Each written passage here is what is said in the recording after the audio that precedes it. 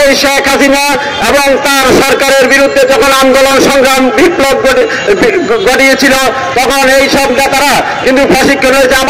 আমাদের দেশে বিভিন্ন বাহিনী কিন্তু প্রশিক্ষণ দিয়ে পুলিশ, র্যাব, বিডিবি এবং সেনাবাহিনীতে তারা প্রশিক্ষণ দেয়, কিন্তু আমাদের রাজনৈতিক কর্মীরা প্রশিক্ষণ দিতে হয়নি।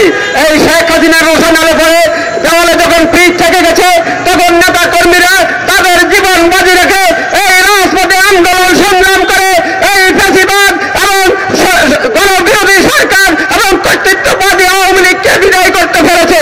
আজকে আমাদের কাছে এই মোদি চাচার অনেক জ্বালা, মোদি চাচা তো এখন শেখ হাসিনার জন্য এই জ্বালা শুরু হয়ে গেছে।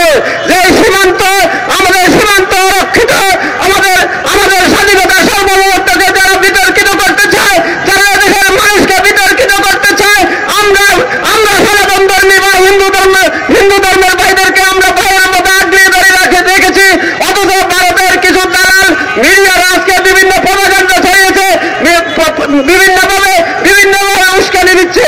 আমরা বলে দিতে চাই, আমরা হিন্দু, বৌদ্ধ, মুসলমান সবাই আমরা ভাই ভাই, আমাদের সাথে কারো বিরোধ নাই।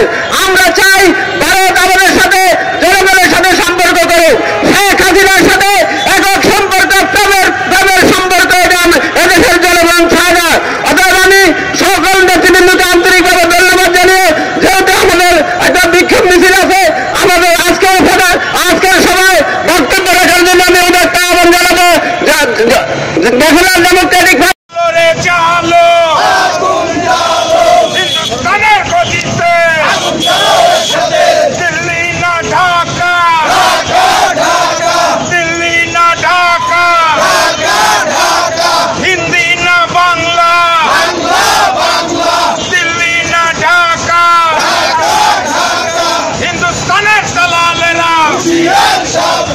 হুশিয়ার সাবধান, হিন্দুস্তানের দালালেরা হুশিয়ার সাবধান, দিল্লি না ঢাকা,